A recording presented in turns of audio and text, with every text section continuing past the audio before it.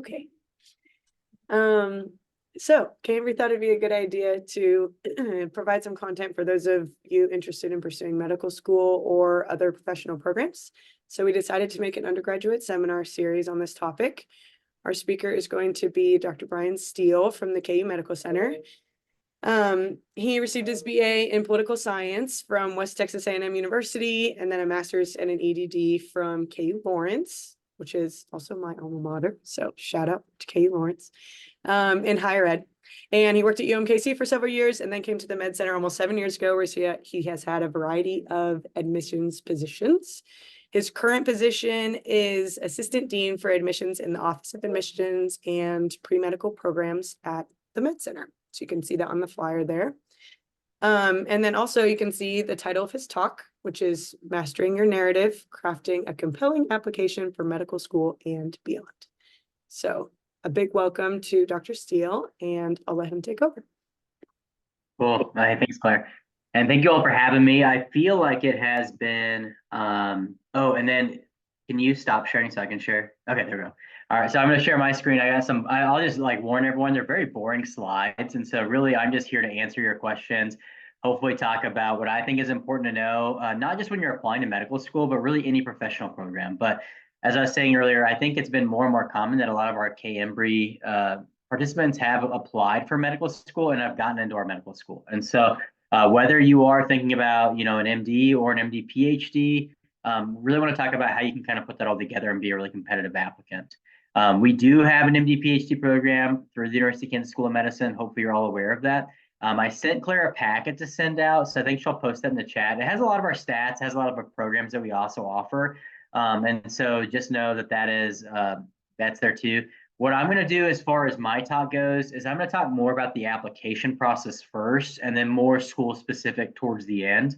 But I do want you all to know that we do have 3 different campuses.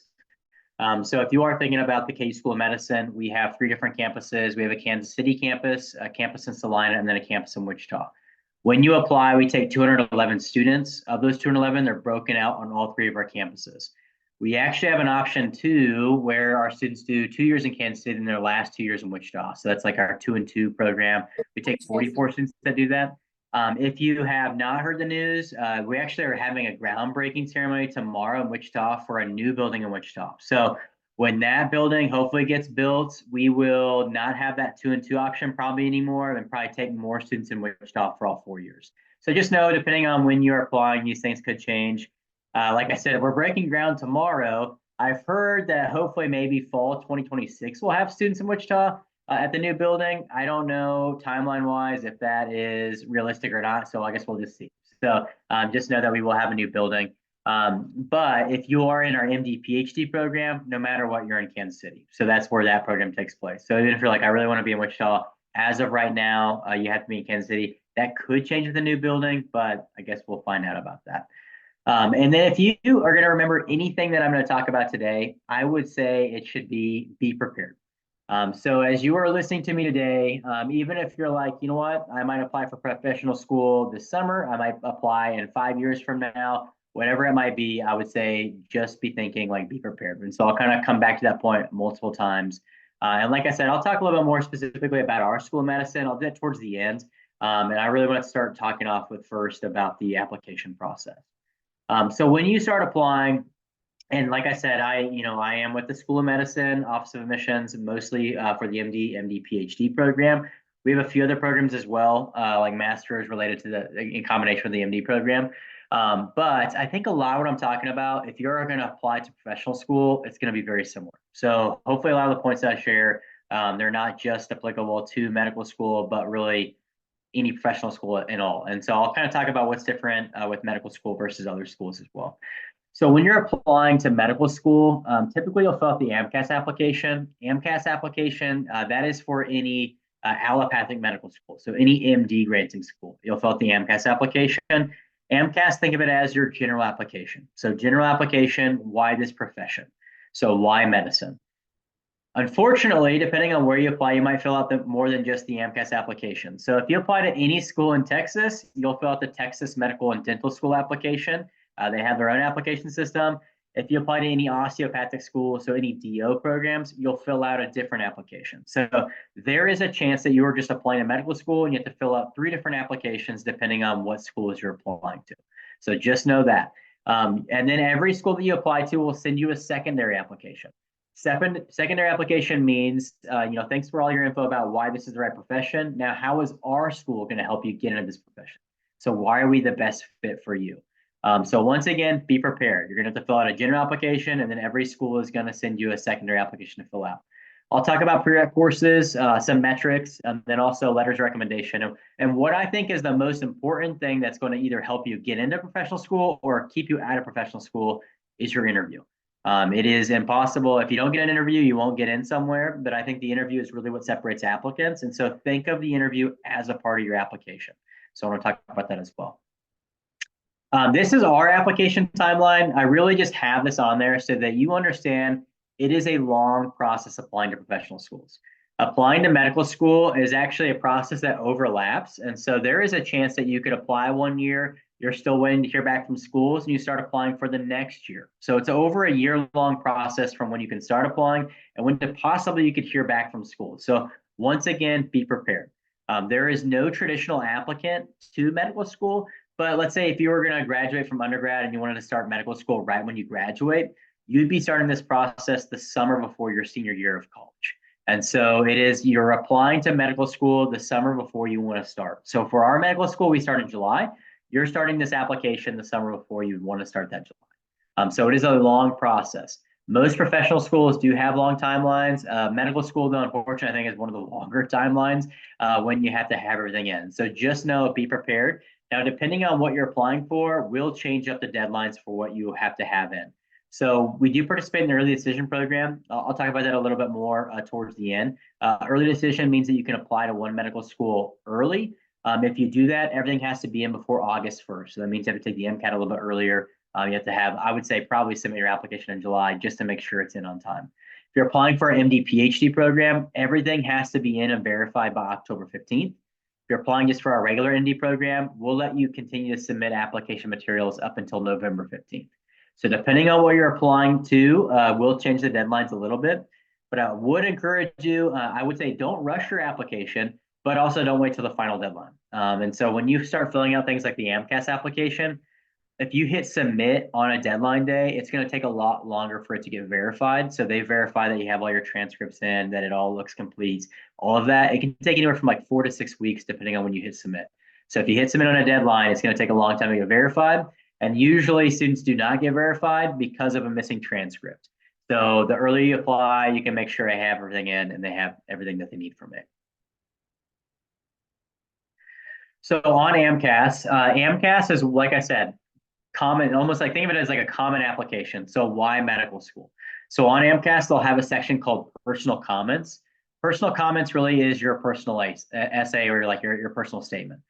This is where you are going to talk about why is medical school right for you.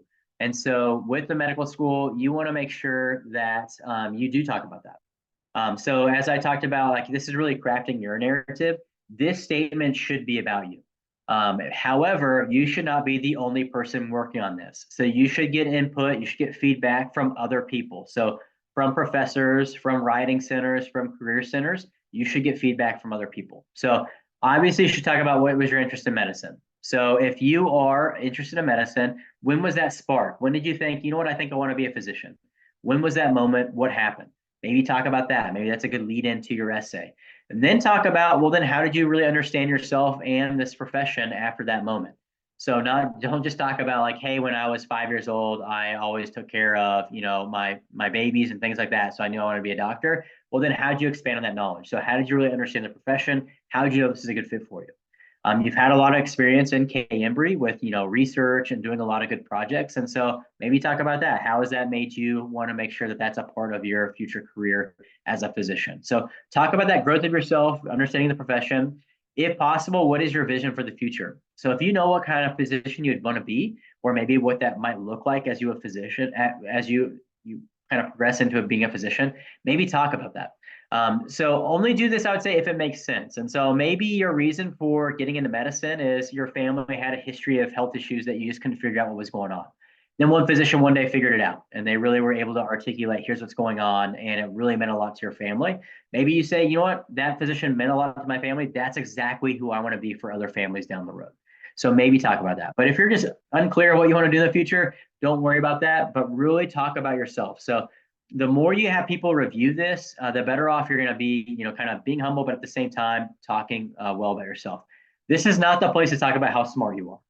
We will see your transcripts, we'll see your MCAT scores, we'll see all that. This is more about, why is this a good route for you?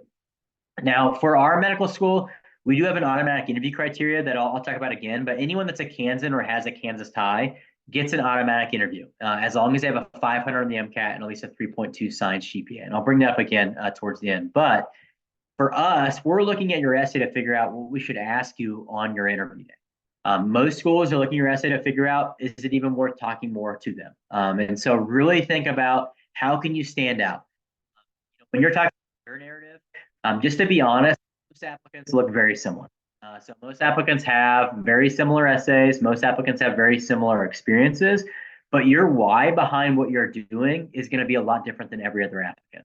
So the more you think about, why am I pursuing this? Why are my experiences making sense? Why did I do K-INBRE? Things like that. That's going to come off a lot better in your application. Now, if you are applying for MD PhD programs, that's like an application type on the MCAS application. When you do that, you get additional essays to talk about your research.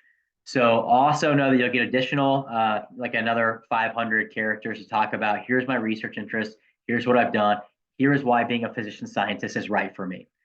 So just know that this is also generic. So one, you should never apply to one medical school. If you're applying to medical school, as you saw in that timeline, it's a long process. Unless you're applying your early decision program, you should never only apply to one school.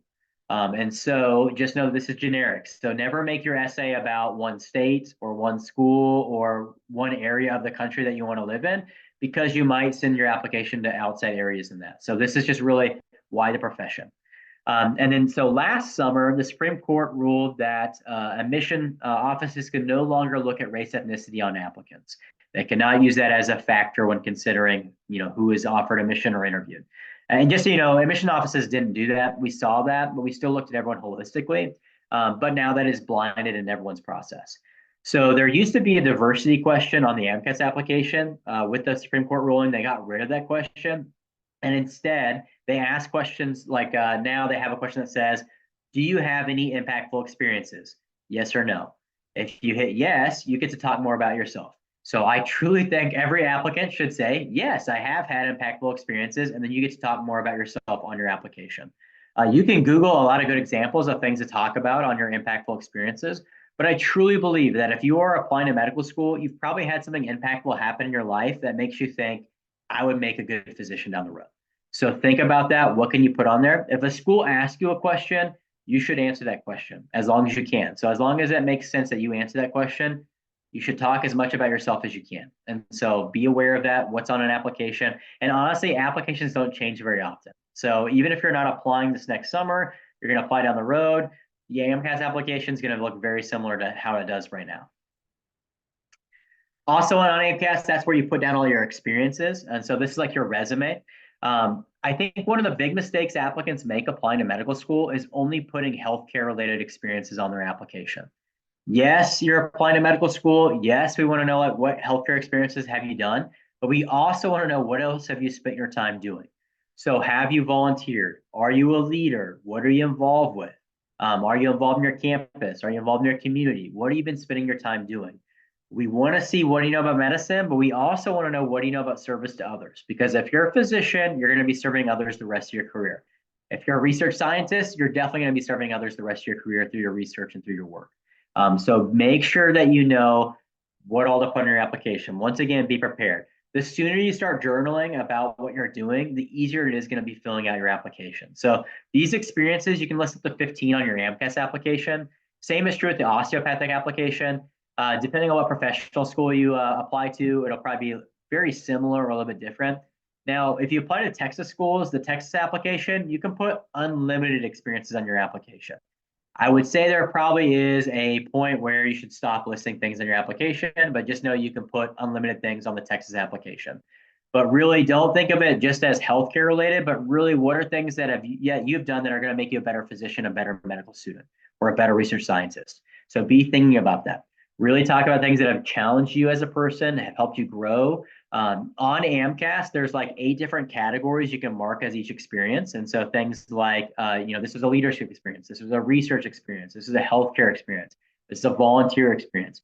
I usually tell applicants, look and see what you can categorize your experiences and say, hey, do I have something that kind of checks off most of these boxes? If not, think about maybe I should add an experience in this area. So really think about that. And this last bullet point that I have, show intent with action, I'll talk more about that when I talk about interviews. But like if you say something in your personal statement, make sure you back it up in your experiences. So if you do say, hey, I did have this physician that, showed our family, what it meant to, really serve the patients well, and that's who I want to be. Make sure you actually have experiences down where you've seen physicians interact in those ways. Or maybe you say, you know what, I want to be a research scientist. Make sure you have research that backs that up, that you've actually done research, you've done projects, you have that on your application, publications, things like that. So just make sure that if you're going to say something, you back that up based on what your experiences are. If you don't list something as an experience, we have no idea that you did it. So make sure you're listing things on there. I will say, students that start putting 15 things on there really start kind of stretching what we consider as a good experience. We're never going to count how many experiences that you have or compare you to like, oh, well, this person had 15 versus 8, so they must be better. We're not going to do that. I will say it has been more common. So one of the categories you can put on your application is a hobby. You can list hobbies on your application. If you do that, I would say only list one experience as a hobby. The more hobbies you have on there, start taking away from other things that you've been doing. I know a few different admissions deans that say they like seeing hobbies, but they also are in Texas. So maybe because they get to see unlimited experiences, they like seeing all those different things. I would say in our process, if you're going to do a hobby, make sure it makes sense while you're putting it on there. And then really, I would say just leave it to one category because then it starts taking away from the rest of your application. On your experiences, you can also mark 3 as your most meaningful. If you mark something as most meaningful, you get to talk more about that experience and why was that meaningful to you? Why'd you put it on your application? Once again, if you can talk more about yourself on an application, you definitely should. So I would say definitely have 3 things as most meaningful. Usually these are 3 things that you spent the most time doing. So be thinking about that. Maybe that's a club, organization, maybe that's a job. Think about, hey, this is why it was most meaningful. And most meaningful, when you're talking more about why was it most meaningful, that's maybe where you write more narrative about your experience or like, what really stuck with you or how's it going to help you out being a better medical student down the road. Most of your experiences, though, they're going to be more of like a job resume. Here's what it was, here's what I did, and here's how many hours I spent doing that. It's not so much narrative what you did. So you'll fill all that out, and then every school, like I said, is hopefully going to send you a secondary application. Once again, be prepared. So know, like, how do I get a secondary application for each school? Usually you would not get a secondary application if they are specific on who they will allow apply to them. So for example, there's some schools that only allow students from their state apply to their school. So obviously, if you're not from that state, don't apply to that school because you're not going to get a secondary application for that school. So make sure you know who all gets a secondary application. In our process, everyone that applies gets a secondary application. Secondary application is where you're going to talk more about school specific. So why is that school a good fit for you? How are they going to make you be the best physician possible? So that is, I would say, important to review every school's mission that you apply to. As I mentioned, you should not only apply to one medical school. So you should never apply just to one MD PhD program, just to one MD program, or even just one professional program. Even if that is from your home state and you're like, that's the only place I want to go, don't put all your eggs in that basket. Apply to a lot of places. If you don't get in, you got to do one more year of applying all over again. And so just know you could have spent maybe a year earlier starting medical school or professional school if you had applied to more places. But at the same time, be realistic about where you apply. So don't think, well, I'll just apply to my state school and then I'll apply to all those schools in New York that I hear give out free tuition now. So don't do that. Really think about like, what are the schools I'm a good fit at? And so that is going to be really important to figure out what are the school's missions. Typically, state schools have a priority to keep students from their state in their state or students that have a connection to that state in their state. So be thinking about that. Where do you have a connection? Where does it make sense for you to apply? So be thinking about that. On the secondary application, that's where you're going to talk more about narrative experiences. So for example, like on our application, we have like, how did you make your community a better place? That's where you can talk more narrative about, hey, I know I talked about this, on my application, but let me talk a little bit more in detail how I made my community a better place in that experience. So it's a little bit more narrative on that, a little bit more relevant to, how is your school a good fit to who I am as an applicant? And then for our school, that's also where you rank your campuses. So as I mentioned earlier, we have 3 different campuses, but 4 different options. That's where you rank it. Be prepared to figure out how do students get on different campuses. For medical schools, it's a lot more common to have regional campuses. So if a school has a regional campus, figure out how do I get on that campus.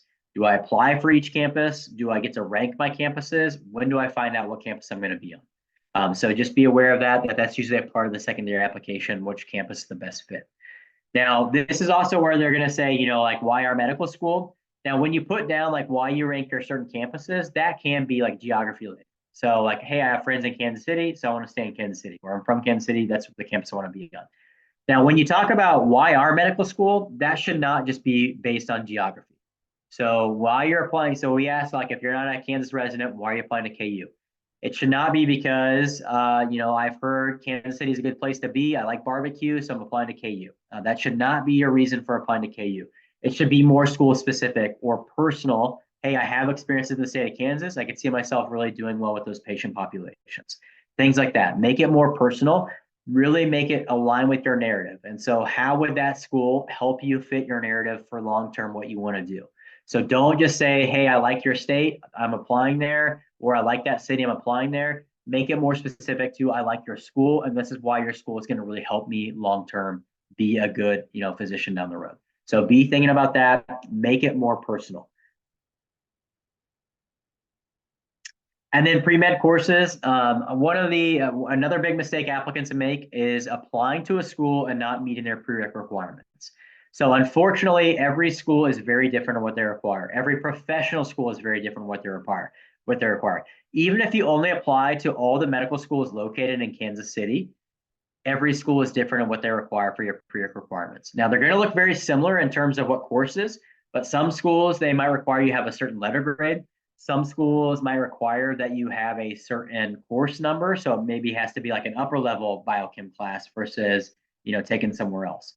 So make sure that am I meeting the requirements? Now, on the info packet that was posted in the chat, these are what we require, but you should not only just take these classes.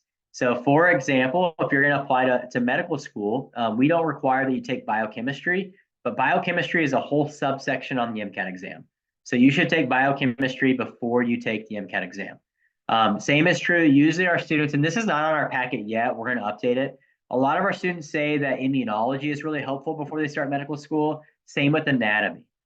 So unfortunately, there's a lot that you have to learn in medical school. And so there's stuff that always gets cut out of the curriculum. And sometimes anatomy lab is the thing that you don't get to spend as much time on. Now, some physicians will say, hey, that's fine because you don't really need that in my specialty. And others will say, why are we doing this? Because you really need that in my specialty. So I would say, depending on maybe what your interest is, it might be helpful to take anatomy before you start medical school. And so just know that these are our prereq requirements that we think if you have coming in, you're going to have a strong foundation coming into medical school. But there's always additional courses that probably will give you a stronger foundation before you start medical school. But make sure whatever school you're going to apply to, you meet their prereq requirements because you don't want to get an email saying, hey, you know what? You didn't take this class. We're not going to send you our secondary application. So make sure you meet all the requirements that they're asking for. And then metrics. So metrics are definitely like the necessary evil for medical school. The MCAT exam is definitely the necessary evil for medical school. But unfortunately, this is really the only time that we can really figure out if we admit you, are you going to make it through the 4 years in time? If you're admitted to medical school, that medical school wants you to graduate on time. No medical school wants you hanging out longer than you have to. No medical school is going to try to weed you out. If they admit you, they fully believe that you have what it takes to finish in 4 years, or if you're an MD PhD program, in 7 or 8 years, depending on what your research is. And so just know that. And so they are going to probably look a little bit more at your metrics to figure out, hey, is this a good pathway for you? Now, as I mentioned earlier, every school is going to look at you holistically. So it's not just about metrics, but some schools might have minimum metrics. If you don't meet those minimums, I would say don't apply to that school because they're just going to have like a system that just weeds you out and they don't ever look at your application. So if there are minimums, make sure you meet those minimums. As I mentioned, for us, we have an automatic interview criteria, a 500 MCAT and a 3.2 science GPA. So that's that BCPM. That stands for biology, chemistry, physics, and math. So any classes you took, a part of that will count towards that GPA. We could raise that in the future. We actually probably will raise that in the future to maybe like more of like a 3.4 and like maybe a 502 or a 501 MCAT. But that's just for an automatic interview. If you don't meet those criteria, you get reviewed to figure out should we offer you an interview or not. Now, the MCAT exam is the only standardized exam for medical school. It's unlike any other exam that you'll ever take if you haven't taken it yet until you get to medical school. And then you're going to take other exams just like the MCAT that are very long. So the MCAT exam is an 8-hour exam or almost an 8-hour exam. And so that is one day out of your life. That doesn't include all the studying that you take or you do before you even take that exam. So the MCAT exam, it is very important. And so I would say there's like really 3 big mistakes students make taking the MCAT exam. The first one is having a plan to take it more than once. I think when students have a plan that, hey, you know what, if it doesn't go well, I'll take it again in October, and if it doesn't go well again, I'll take it in next spring. They don't take the first take as serious. So I would say your plan needs to be, I'm only going to take the MCAT one time, and then I'll never worry about it ever again. So find a date that works for you and then kind of work backwards. We usually recommend studying, 300 to 500 hours for the MCAT. That's a long time, but it's not that much, not many hours if you spread that out over multiple months. So really spread out when you're going to study for the MCAT exam. And so that is probably my second biggest mistake that I see students make is underestimating how much content is on the MCAT exam and how long it's going to take you to study that content. Honestly, the best study prep for the MCAT exam are the classes you take as an undergrad student. So that is going to be the best prep for your content. There's a lot of programs out there that will say they're going to help you study for the MCAT exam, but a lot of those are more about how are questions written, how can you analyze those questions, and then how can you maybe eliminate some of those responses. It's not so much about content prep, it's more about what does the actual test look like. So the best content prep is going to be the classes that you take as an undergrad student. So make sure you're taking the right classes. They're going to help prepare you for the MCAT exam. And then I'd say the third biggest mistake students make is taking the MCAT exam and then rushing out to take it again because they think they can do better. Usually if you rush to take it again within a few months after you took it the first time, your score is going to go down. So usually you don't have enough time to kind of reset, restudy. So make sure that you are studying well for the MCAT exam. I usually tell students never retake the MCAT exam until someone tells you you should retake the MCAT exam. And usually that someone is someone like me, someone from an admissions office, or an advisor, or like a faculty member that you trust. So don't just rush out and retake the MCAT exam. Make sure you get some feedback on, hey, should I take this again? Should I apply this year? And I would say, especially if you're going to get an automatic interview somewhere, I would say probably don't retake it until you have an interview and then you can talk to someone about, hey, here's what happened. So for example, on our application, we have a question that says, tell us about any academic discrepancies. That's a good opportunity to talk about maybe, hey, here's what happened on the MCAT exam, or here's what happened that one semester. So whether it's your GPA or your MCAT score, we're really just looking at trends in your coursework. Because I guarantee as a medical student, there'll probably be an exam that doesn't go as well as you thought it should go. And so we're looking at, kind of what happened before application. How did you respond to those situations where things didn't go so well? So if you took the MCAT more than once, what happened from the first time to the last time you took it? If you had a semester that didn't go very well, how did you respond to that? Did you seek out resources? Did you seek out help? Or did you just think, oh, you know what, everyone knows that was hard, I'll be fine?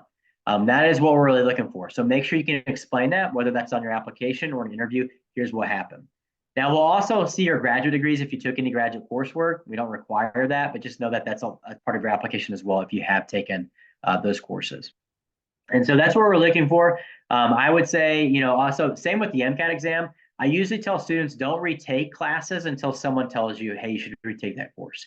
Unless you think I didn't remember anything from that course, then maybe retake it. But your courses don't replace each other.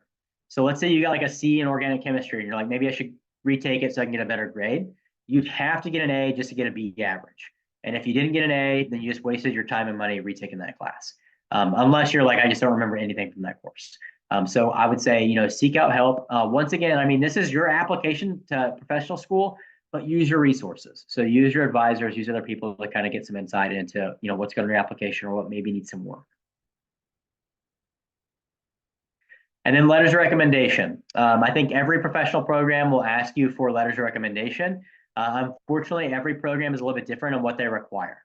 So we don't have a requirement on who writes your letters. We will require that you have at least 3, and we'll take up to 5. So I'd say ask at least 5 people to write a letter for you. I usually encourage you to have 1 faculty member write a letter because they can speak to who you are academically. So they can talk about, hey, here's why they're a great fit. I would say since you're in K-INBRE, maybe have a letter from K-INBRE. So someone that knows kind of what you've done in K-INBRE, they know what you've been working on, probably have a letter from that experience. So someone that knows you outside of the classroom. So probably something you spend a lot of time doing, have a letter from that. If possible, maybe have a letter from someone who has seen you interact with patients. Now, that's not a requirement. Some schools might require a physician letter, but we don't. Really, we're looking more at, does that letter writer know you well? So make sure all of your letter writers know you well. And one thing I encourage students to do is when you have someone that's going to write a letter for you, set up a meeting with that person. When you have that meeting, provide them with a copy of a resume or a copy of your application if you already filled it out. I would give them in writing what schools you're applying to, what are the deadlines for that school, and why you think that school is a good fit for you. And I would also make sure that they know that this letter is going to multiple schools. So don't address it to an individual school or say why this school is the best fit for you, because I read a lot of letters that are addressed to different schools, and I just think they probably did not get into our school. And so you want to make sure that they know that this is like a generic, hey, this is for this whole profession, but also make sure they know what profession you're applying to. I also read a lot more letters of students that are, and I could tell they're applying to other schools because it says in the letter, it says like, you know what, so-and-so is going to make a great vet someday. And it's like, maybe they will, but that is not what I am reading this letter for. And so make sure your letter writers are well informed about where you're going to apply. But when you have these conversations with them, it's almost like a mock interview before you have any mock interviews. And you're able to tell them, here's exactly where I'm applying, why I think it's a good fit. Here's what else I've done to make sure this is the right pathway for me. Most letter writers have kind of like a template form that they already use for everyone that asks for a letter. So the more info you can provide them in writing, maybe they can copy and paste some of that over in the application or that letter for you and make it a little bit more personal. So the more information you give a letter writer, I think the better off that letter is going to be to really speak and reaffirm this is who you are as an applicant. And then interview prep. So like I mentioned, for us, we have an automatic interview criteria. If you know you're going to need an interview at a school, well, 1, you should definitely apply there. But then 2, you should start preparing now for that interview. You can just Google a good list of like what are common med school application or interview questions. You'll probably be asked a lot of those questions. You'll definitely be asked, why do you want to be a doctor? Or why is a physician the right role for you? And so be thinking about that. I can guarantee if the first time you tell someone why you want to be a physician is in your med school interview day, you probably will not get into medical school. It's not going to sound as cool as you thought it did in your head before you had that interview. And so make sure you have that conversation multiple times before ever being interviewed by an interviewer. Also, like if you are applying for something specific, like an MD PhD program, or even just a PhD program, make sure you know, who is a part of that program? Like who would maybe your faculty mentors be? What would your interest be for that PhD? Have those things already thought out so you can have a good conversation about those things. Most medical schools do have virtual interviews. I don't think that's going to change just because it really helps to eliminate costs for applicants trying to interview for schools. Our interview process is just through Zoom.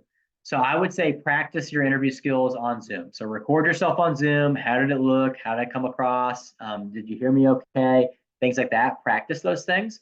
Most MD PhD programs do in-person interviews. So like for our school, we do in-person for MD PhD, just because a lot of that program is working one-on-one with faculty mentors. And so we want you to have that opportunity to meet them, figure out would you mesh well with them. So just know kind of what is the interview style? Is it online? Is it virtual? Is it in person? And practice for that type. Most medical schools either have like a traditional interview or a multiple mini interview. Traditional interview is what we use. It's more of like a job interview. So it's like a one-on-one interview. And then your second interview is like a two-on-one interview. And so in that traditional interview, your first interviewer has access to everything you submitted. Your second interview does not know anything about you academically. So when you're applying to places, make sure you know what's the interview style and what do those interviewers know about me. And then make sure you know what do I want to make sure those interviewers know about me when I leave that interview. So it makes zero sense for you to talk about your MCAT score with your second interviewers in our process because they have no idea what you're talking about. In a multiple mini interview, typically there's multiple mini interviews, multiple stations. In each station, you'll have a different scenario or question that you'll respond to. Typically in a multiple mini interview, they do not see your application. So once again, it would make zero sense to talk about, oh, remember my personal statement? Here's what I talked about. They would have zero idea what you're talking about. So make sure you're aware, what do those interviewers know about me? And then what I want to make sure they know once I leave that interview. So make sure you're really practicing on that. And then really just be yourself. Don't ever tell an interviewer something that you think they want to hear, but it does not make sense as to why you're saying that. So for us, we get a lot of students saying, hey, I want to be a rural primary care physician. That's why I'm applying to KU. If that's your story, that's great. Yes, we need rural primary care physicians in Kansas, but we also need every single type of physician in Kansas. So if you're saying, hey, I want to do rural primary care, and on your application, you have zero experiences with rural primary care, you're probably not going to get into medical school.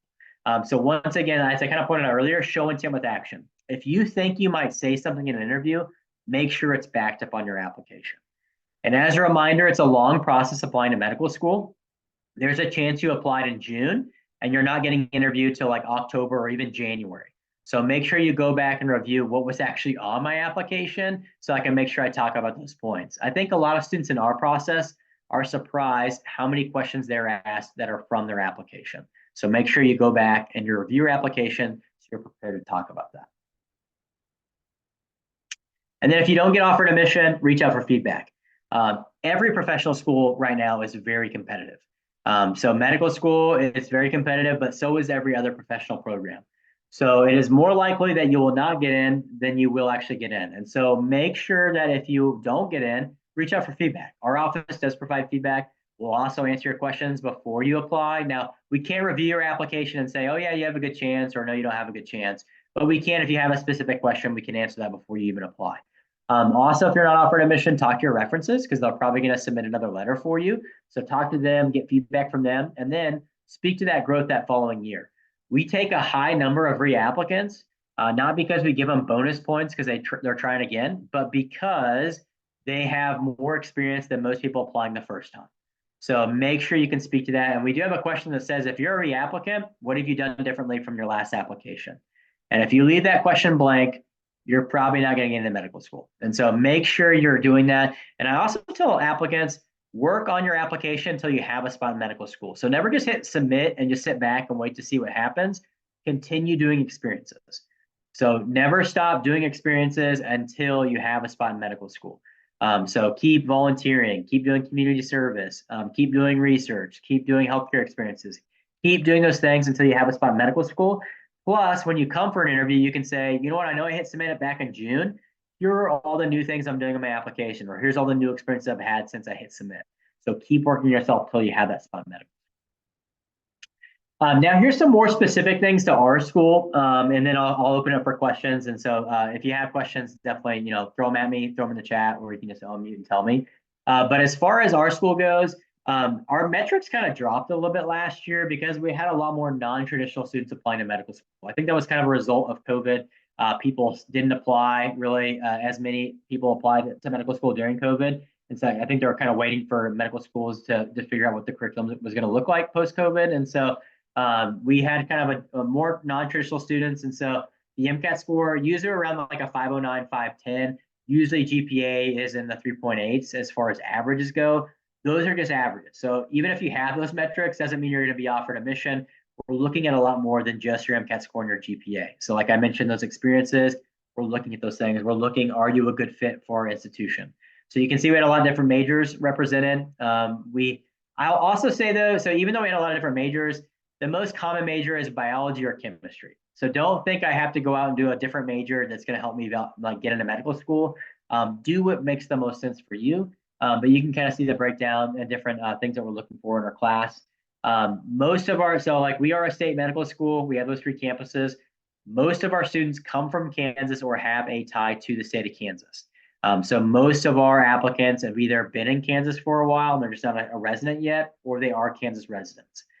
Now, this is what I'll talk about what a Kansas tie here is in a little bit. As I mentioned earlier, we do participate in early decision program. Unfortunately, if you're applying for the MD PhD program, you cannot apply early decision program. Early decision program means you can only apply to one medical school, but you can apply to that school early, and then you get a notification early before everyone else has even applied to medical school if you got into that school or not. So we actually had 100 people apply that had completed their application. We interviewed 46. We accepted 37. Those 9 that were not offered admission, though, we gave them a second interview. So they got like 2 chances to be offered admission. I would say if you're kind of around our class averages, and you know, like, hey, this is the school for you, maybe think about applying to the decision program. Anyone can apply, but typically Kansas residents are the ones that apply, because if you're out of state and you're offered admission, you have to go to that school. And if you are accepted and you're out of state, you might have locked yourself into a lot of tuition dollars before being able to apply to other schools. And so that's the drawback of early decision program. If that one school accepts you, you cannot apply to any other schools. And so just kind of know that you can only apply to one school. Even if you're only applying to one school, though, don't make your application geared towards that one school, because you could be applying to other schools if you're not offered admission. And then this was our application cycle this last year. And so this is actually the most applicants we've ever had for our medical school. And as you can see, most of the applicants came from out of state. So we give preference to those that are Kansans or a Kansas tie. And so just know that most of those that we interview are from Kansas or have that Kansas tie. And then this is what we consider a Kansas tie. But even though it's not a formal Kansas tie, if you're in K-INBRE, even if you're not a Kansas resident or meet any of these criterias, we view you pretty much as a Kansas tie, because you've spent significant time, with one of the programs. And so just know that typically we will offer you an interview as long as you meet that automatic criteria. So if you're a Kansas resident or you have that Kansas tie, as long as you have a 500 in the MCAT and a 3.2 science GPA, you'll get that automatic interview. Now that's just for regular decisions. So that does not mean MD, PhD, or early decision program, but you at least know I'll have a regular decision interview if I apply. And then if you are out of state, so you're not a Kansas tie, even if you're doing K-INBRE, I would say, especially if you're listening to me right now and you are in K-INBRE, talk about those experiences.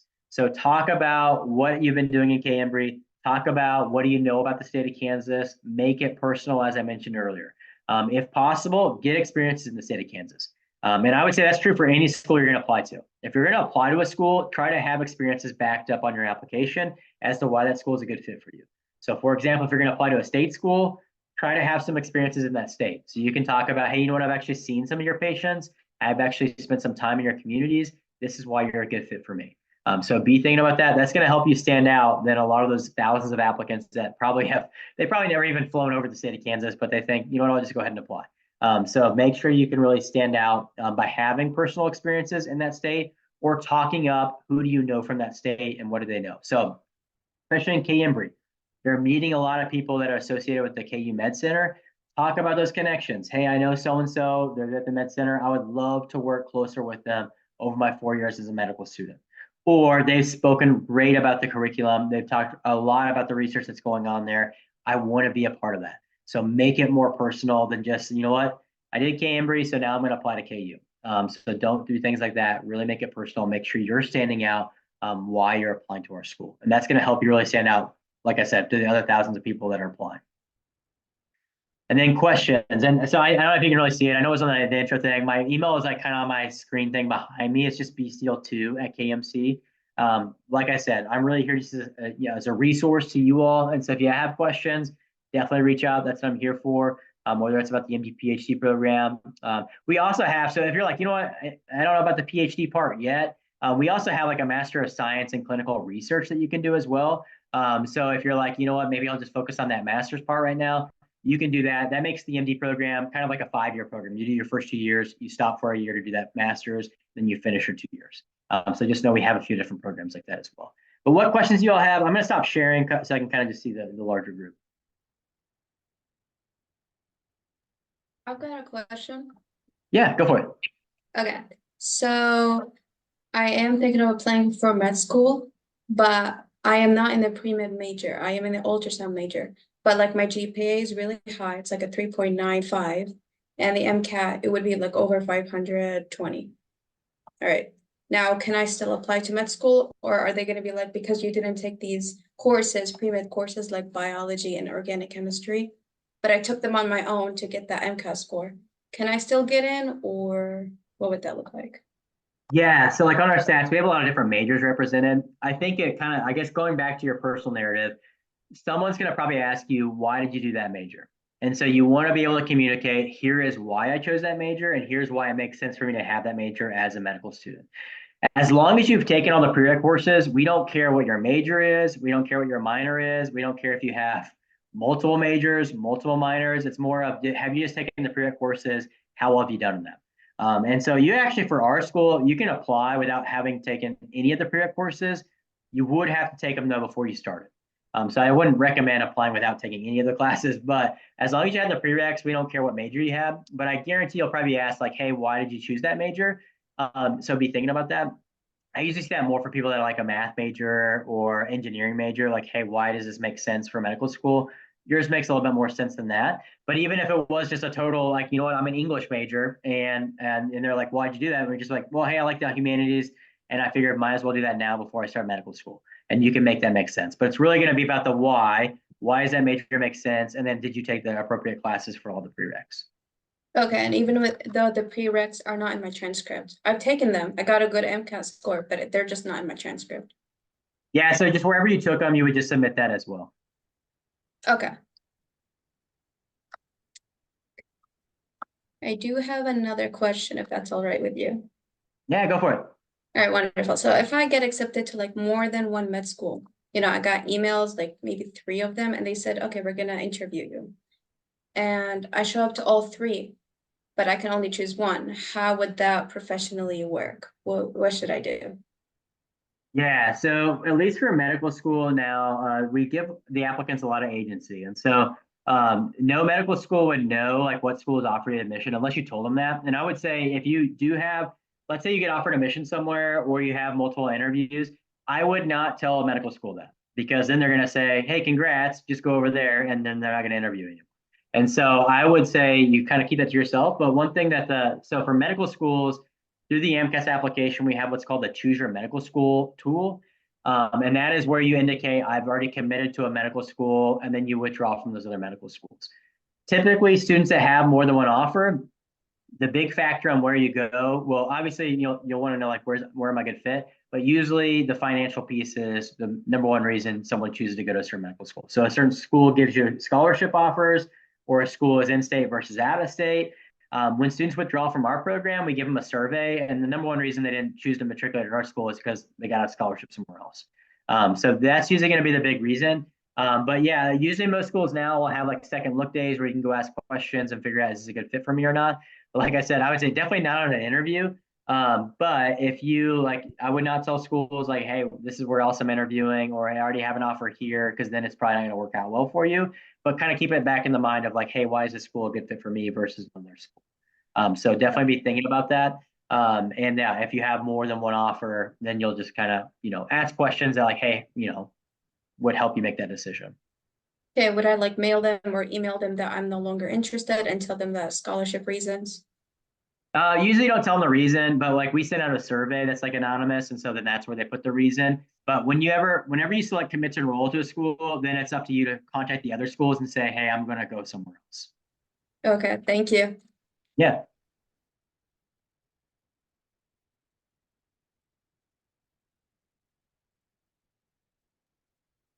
I have a question, if possible.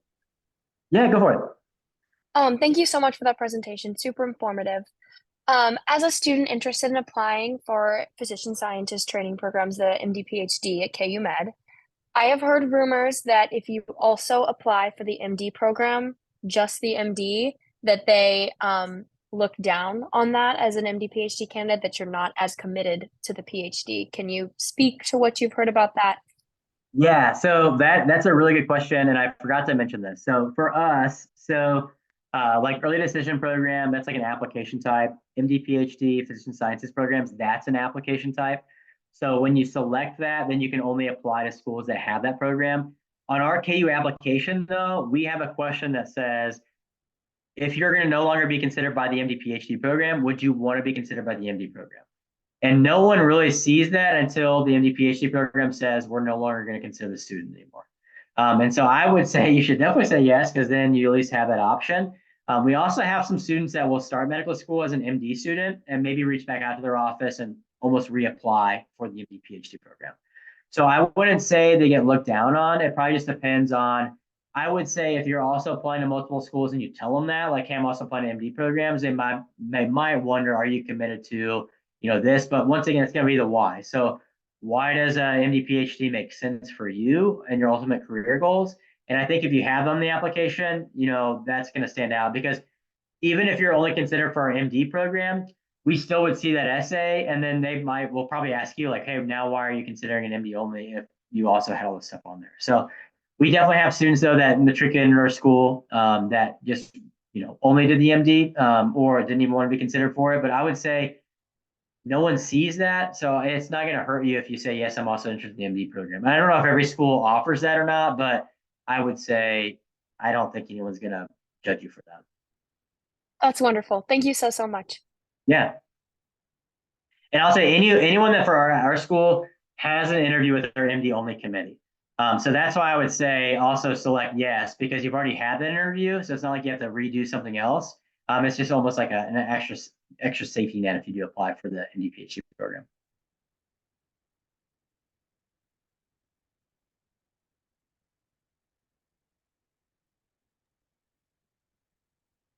Can I make a few comments? Yes, we do. So I'm Doug Wright. I'm the lead on the INBRE grant. I want to say thanks to Brian. I appreciate it. I have, I've been here a long time, and I interviewed medical students for 15 years. Brian, I do not have time now to come back and start to interview, so don't ask. Well, we'll probably still bug you. So. But so I have interviewed many students. I also am very active in the MD PhD program. I have 2 MD PhD students in my lab right now doing their PhD part. I do a lot of interviews for those. I do a lot of interviews for the graduate students. In the INBRE program, you have a great opportunity to corner people at the symposium every year, right? So there are many people from KU Med there, many faculty members who are heavily involved in medical teaching, medical admissions, medical students. I actually have a K-INBRE student who finished at K-State last year and now is finishing his first year of medical students, going to do research with me this summer. So you have a great opportunity to talk to faculty at those meetings. I encourage you to talk to all of the KU faculty about their research interests, about their interactions with the medical students, the possibilities to continue research. Whether you're an MD, PhD student or an MD student, you have lots of opportunities to stay engaged in research. So use that opportunity. I'm happy to have conversations with you. My son just graduated a year ago from medical school here, and he's doing his residency in Chicago. So I have been through the gamut of all aspects of, medical school matriculation, and happy to answer any of your questions that you might have, particularly from a research standpoint. So take advantage of that, unique time where you have access to faculty like you've never had it. So. Yeah, I definitely say that. I'd say use those resources. One thing I've heard to say too is, even if you're interviewing or you're applying to KU, don't assume they know what K-INBRE is. And so don't just say I did the K-INBRE program, but really talk about, here's what I did as a part of the K-INBRE program, and here's the resources I was provided and what I took advantage of. Because not all of your interviewers, so don't just assume like, oh, it's a KU program and I'm applying to KU and now now they know what I'm talking about. Do not assume that. You never know who's going to read your application or interview you. And so really spend some time talking about that. And if they ask about it in the interview, make sure you have some good points of, here's what I did as a part of that program.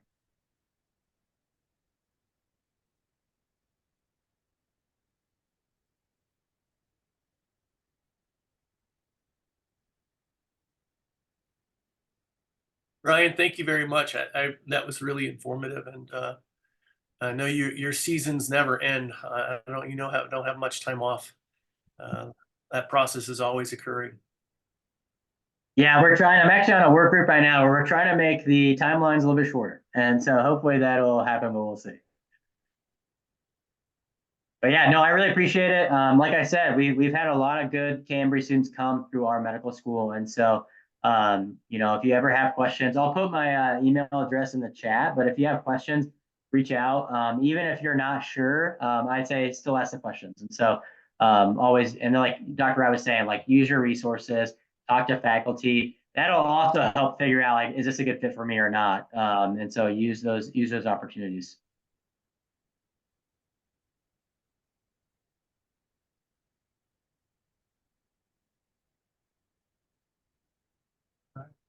Awesome. Okay. Thanks, Brian. I'm gonna jump off. Thank you, Yeah, guys. I want to be Yeah, hey, respectful thank you of all. everyone's time, so good to go. Thanks so much, Oh, y'all. hey, thanks, Claire. See ya.